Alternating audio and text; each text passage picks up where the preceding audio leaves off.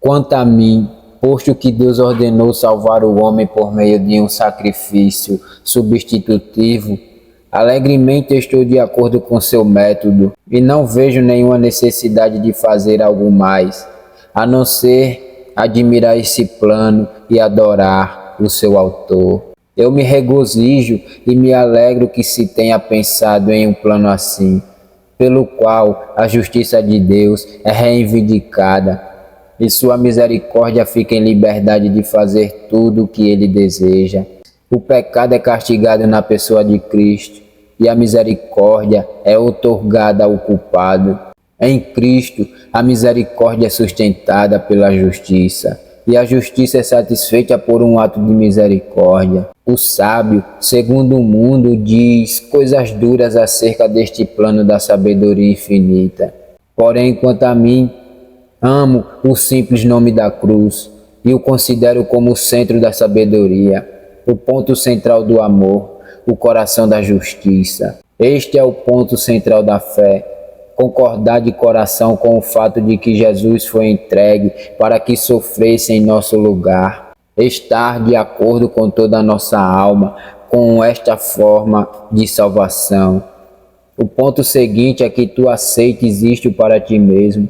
No pecado de Adão, tu não pecaste pessoalmente, porque ainda não existias. Contudo, tu caíste e não podes te queixar disso agora, pois voluntariamente endossaste e adotaste o pecado de Adão. Ao cometer transgressões pessoais, puseste tuas mãos, por assim dizer, sobre o pecado de Adão e te apropriaste dele ao cometer pecados pessoais e reais. Assim, pereceste pelo pecado de outro que tu adotaste e endossaste. E da mesma maneira deve ser salvo pela justiça de outro. Justiça esta que deves aceitar e apropriar-te dela. Jesus ofereceu uma expiação, e a expiação se converte em tua quando a aceitas e põe tua confiança nele. Quero que agora digas: minha fé agora põe sua mão em tua amada cabeça. Entretanto, como penitente, me levanto e aqui confesso meu pecado. Certamente este não é um assunto muito difícil. Dizer que Cristo que foi pendurado na cruz será meu Cristo, minha garantia, não necessita nenhum esforço intelectual, nem caráter sólido. Contudo, é o ato que traz a salvação da alma. Uma coisa mais é necessária: a confiança pessoal. Primeiro, vem o estar de acordo com a verdade e em seguida a aceitação dessa verdade aplicada a cada um. E logo um simples confiar-se inteiramente a Cristo como um substituto. A essência da fé é a confiança, a dependência, a segurança. Joguem longe qualquer outra confiança de qualquer tipo, exceto a confiança em Jesus. Não permitam nem a menor sombra de confiança em qualquer outra coisa que vocês possam fazer ou ser. Olhem unicamente para Ele, que Deus estabeleceu como apropriação pelo pecado. Estou fazendo isto neste momento. Vocês não farão o mesmo? Que o doce Espírito de Deus os guie agora a confiar em Jesus. Vejam então o amor de Deus ao colocar isso em termos tão simples e tão fáceis. Tu pecador, que estás quebrantado, esmagado e sem esperança, tu não podes fazer nada, porém, por acaso não pode crer nisso que é verdade? Não pode suspirar, não pode gritar, não pode derreter seu coração de pedra, porém, não podes crer que Jesus morreu por ti e que Ele pode mudar teu coração e converte em uma nova criatura? Se tu podes crer nisto, então confia que Jesus o fará e serás salvo, pois quem crê nele é justificado, para que todo aquele que nele crê tenha vida eterna. És um homem salvo. Seus pecados te são perdoados. Podes ir-te em paz e não pecar mais. Eu admiro, em primeiro lugar, o amor de Deus no grandioso dom e logo grandioso plano por meio do qual esse dom está disponível para o homem culpado. Em terceiro lugar, o amor de Deus brilha como um brilho transcendente, quer dizer, nas pessoas para quais este plano está disponível. Eles são descritos com estas palavras: todo aquele que nele crê. No texto, há uma palavra que não tem limites. Deus amou o mundo de tal maneira. Mas logo vem o limite descritivo que lhes peço que analisem com cuidado, que deu o seu Filho unigênito para que todo aquele que nele crê não pereça. Deus não amou ao mundo de tal maneira que qualquer homem que não creia em Cristo seja salvo, nem tampouco deu seu Filho para que qualquer homem que o rejeite seja salvo. Vejam como está expressado: Deus amou o mundo de tal maneira que deu o seu Filho unigênito para que todo aquele que nele crê não pereça. Aqui está o limite do amor. Enquanto cada incrédulo está excluído, cada crente está incluído. Todo aquele que nele crê. Suponham que exista um homem que é culpado de todos os prazeres da carne até um grau infame. Suponham que é tão detestável que somente o podem tratar como a um leproso moral e deve ser encerrado em uma casa afastada pelo temor de que contamine aos que o escutam ou vejam. Mas, se este homem crê em Jesus Cristo, será limpo de imediato de sua corrupção e não perecerá por causa de seu pecado. E suponham que há outro homem que, ao perseguir motivos egoístas, oprimiu o pobre, roubou seus clientes e inclusive foi tão longe a ponto de cometer um crime real, do qual a lei tomou conhecimento e, contudo, se crê no Senhor Jesus Cristo, será levado a restituir e seus pecados lhe serão perdoados. Uma vez escutei a história de um pregador que falava a um grupo de prisioneiros, condenados à morte por homicídio e por outros crimes. Eles eram uma manada tal de animais selvagens, segundo aparências exteriores, que parecia um empreendimento sem sucesso pregar a eles. Contudo, se eu fosse o capelão dessa companhia de homens degradados, não teria dúvidas em dizer-lhes que Deus amou o mundo de tal maneira que deu seu Filho unigênito, para que todo aquele que nele crê não pereça, mas tenha vida eterna. Ó homem, se crês em Jesus como Cristo, não importa quão horríveis tenham sido teus pecados do passado, serão apagados, serás salvo do poder que exercem sobre ti os teus maus hábitos, e começarás de novo como um recém-nascido, com uma vida nova e verdadeira que Deus te dará. Todo aquele que nele crê. Isto te inclui, amigo ancião, que estás a somente a alguns vacilantes passos da tumba. Ó pecador de cabelos grisalhos, se tu crês nele, não perecerás. O texto também te inclui a ti, meu jovem amigo, que escassamente entrou na adolescência. Se crês nele, não perecerás. Isso te inclui a ti, formosa jovem, e te dá esperança e alegria quando ainda és jovem. Isso nos inclui a todos nós, sempre e quando creiamos no Senhor Jesus Cristo. Nem mesmo os diabos no inferno podem encontrar alguma razão para que o homem que crê em Cristo se perca, pois está escrito: e o que vem a mim, de maneira nenhuma o lançarei fora. Se acaso comentam: Senhor, foi tão demorado vir a ti, o Senhor responde: veio, então não o lançarei fora por sua demora. Mas, Senhor, ele caiu depois de fazer profissão de fé. Ele veio finalmente, então não o lançarei fora devido a todas as suas quedas. Mas, Senhor, ele é um blasfemo de boca muito suja. Veio a mim, então não o lançarei fora, apesar de todas as suas blasfêmias. Mas alguém poderá dizer: eu não creio na salvação deste homem malvado. Se comportou de maneira tão abominável que com toda a justiça deve ser enviado ao inferno. Correto. Mas se ele se arrepende de seu pecado e crê no Senhor Jesus Cristo, não importa quem seja, não será enviado ao inferno. Seu caráter será mudado, de tal maneira que não perecerá jamais, mas terá vida eterna. Agora, observem que esta expressão, todo aquele, tem um grande alcance, pois inclui a todos os diferentes graus de fé, todo aquele que nele crê.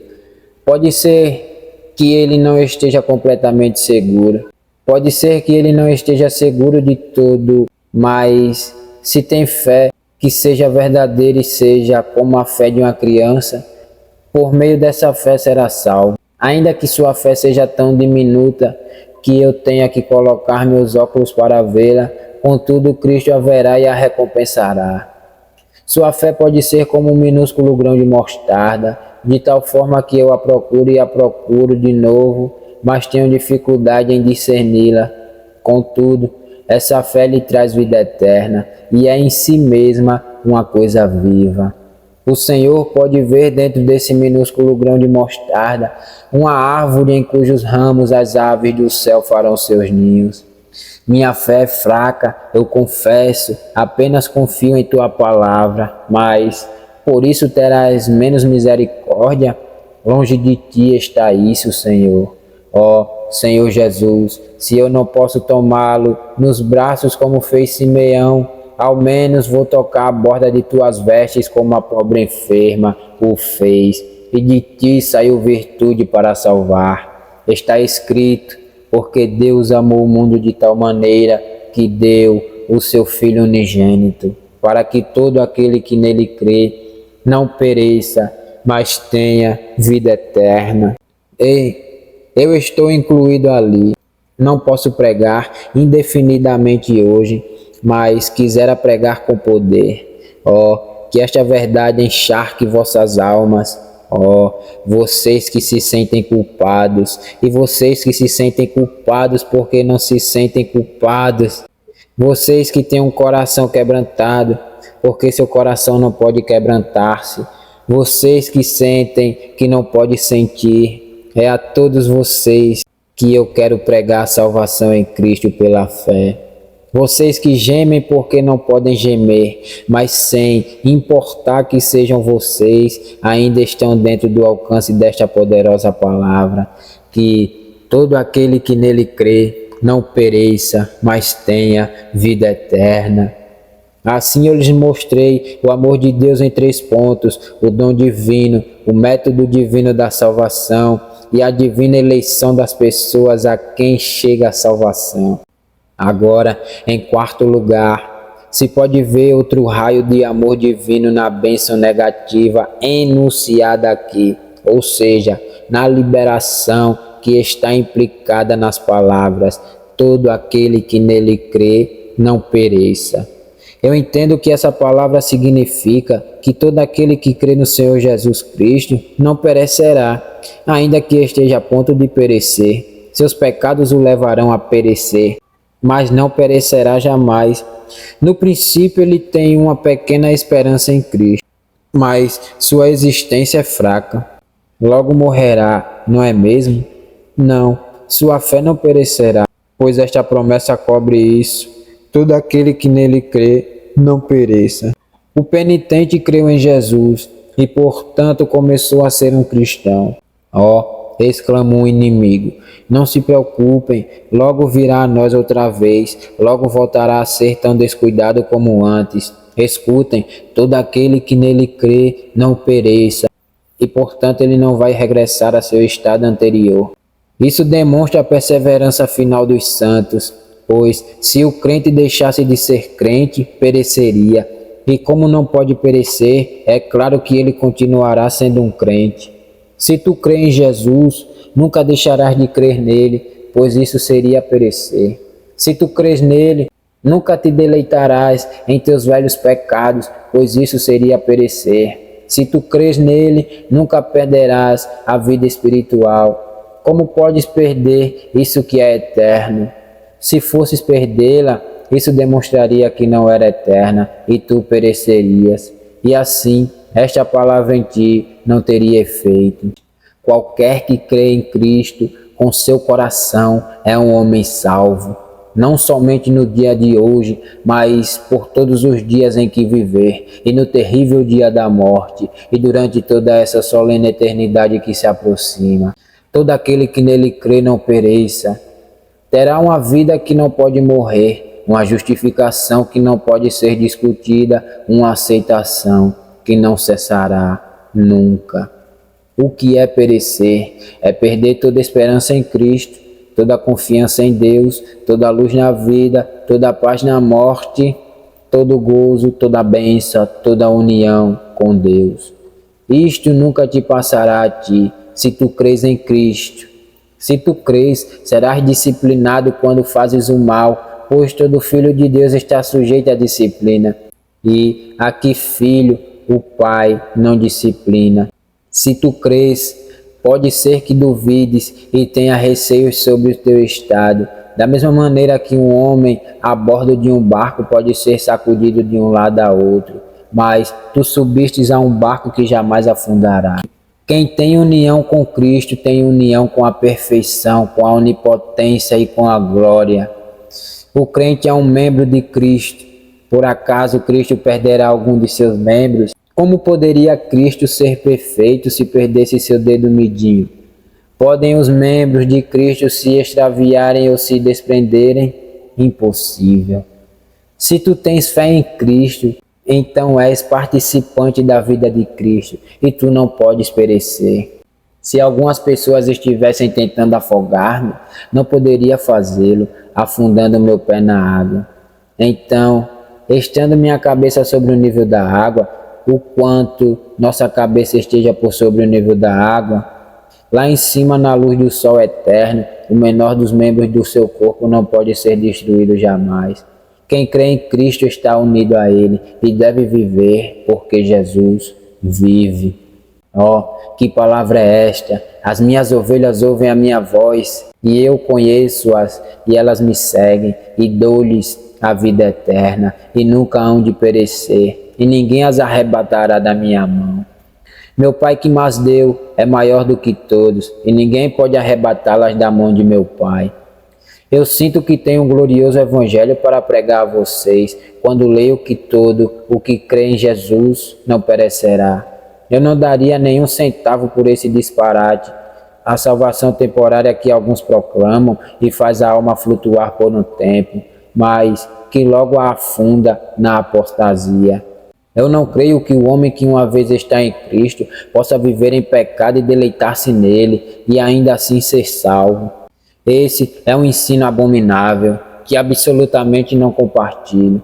Mas eu creio que o homem que está em Cristo não viverá em pecado, pois foi salvo do pecado, nem tampouco regressará a seus antigos pecados para viver neles, pois a graça de Deus continuará salvando de seus pecados. Uma mudança de tal magnitude é conseguida pela regeneração. O homem regenerado não pode viver em pecado, senão que ama a santificação e progride nela. O etíope pode trocar sua pele e o leopardo suas manchas, mas somente a graça divina pode atuar na transformação. E quando a graça divina houver feito a mudança, o homem de pele negra será branco e as manchas do leopardo nunca voltarão. Seria um milagre tão grandioso desfazer a obra de Deus como fazê-la, e destruir a nova criação necessitária de tanto poder como para criá-la. Como somente Deus pode criar, assim somente Deus pode destruir. E Ele nunca destruirá a obra de suas próprias mãos. Acaso poderia começar a construir e não terminar? Começaria Ele uma guerra para terminá-la antes de alcançar a vitória? Que diria o diabo se Cristo começasse a salvar uma alma e falhasse em seu intento? Se houvesse almas no inferno que foram crentes em Cristo e ainda assim pereceram, isso jogaria uma mancha sobre o diadema de nosso exaltado Senhor. Não pode ser, não será assim. Deus amou o mundo de tal maneira que todo aquele que creia em seu amado Filho não perecerá. Com esta certeza nos alegramos grandemente. A última mostra de seu amor é apresentada de maneira positiva na posse. Em certo momento, terei de regressar ao mesmo terreno outra vez. Portanto, serei breve. Deus dá a todos aqueles que creem em Cristo a vida eterna. Num instante em que tu crês, treme em teu peito uma chispa vital do fogo celestial, que se apagará. Nesse mesmo momento em que tu te lanças sobre Cristo, Cristo vem a ti na palavra viva e incorruptível, que vive e permanece para sempre. Ainda que somente uma gota de água celestial, de vida, caia em teu coração, lembra isto, são palavras pronunciadas por quem não pode mentir. A água que eu darei será nele uma fonte de água que salta para a vida eterna. Quando eu recebi pela primeira vez a vida eterna, não tinha a menor ideia do tesouro que havia recebido. Eu sabia que tinha obtido algo muito extraordinário, mas não estava consciente de seu valor superlativo. Somente pus meus olhos em Cristo naquela pequena capela e recebi a vida eterna. Olhei para Jesus e ele me olhou, e nos tornamos um para sempre. Nesse momento minha alegria ultrapassou todas as fronteiras, da mesma maneira que minha pena anterior me tinha conduzido a uma dor extrema. Havia encontrado perfeito descanso em Cristo, estava satisfeito com Ele e o meu coração estava cheio de gozo. Mas eu não sabia que esta graça era a vida eterna, até que comecei a ler nas Escrituras e a conhecer mais plenamente o valor da joia que Deus tinha me dado. No domingo seguinte, regressei à mesma capela, como era natural que eu o fizesse. Mas depois deste outro domingo, nunca voltei, por esta razão. Durante minha primeira semana, a nova vida que havia em mim havia sido forçada a lutar por sua existência. E um conflito com a velha natureza estava tendo lugar. Isto era, eu o sabia, um sinal especial da graça que habitava agora em minha alma. Mas, nessa mesma capela, escutei um sermão que se baseava em miserável de mim. Quem me livrará do corpo dessa morte? E o pregador declarou que Paulo não era um cristão quando teve essa experiência. Sendo um bebê como era, eu sabia que essa era uma afirmação totalmente absurda. Que outra coisa que não a graça divina pode produzir esses suspiros e essas súplicas pedindo a libertação do pecado que habita em nós? Senti que a pessoa que podia pregar tais bobagens conhecia muito pouco sobre a vida do verdadeiro crente. Eu falei comigo mesmo, como acaso não estou vivo por causa do conflito que sinto dentro de mim? Nunca experimentei esta luta quando eu era um incrédulo. Quando não era cristão, nunca gemi para ser libertado do pecado. Este conflito é uma das evidências mais seguras do meu novo nascimento. E, no entanto, este homem não pode ver assim. Pode ser um excelente exortador para pecadores, mas não tem alimento para os crentes. Resolvi não voltar ali para alimentar-me, pois não havia nenhum alimento nesse lugar. Eu me dei conta que a luta se torna cada vez mais intensa. Cada vitória sobre o pecado revela outro exército de tendências ao mal, e nunca posso embanhar minha espada, nem deixar de orar nem de vigiar.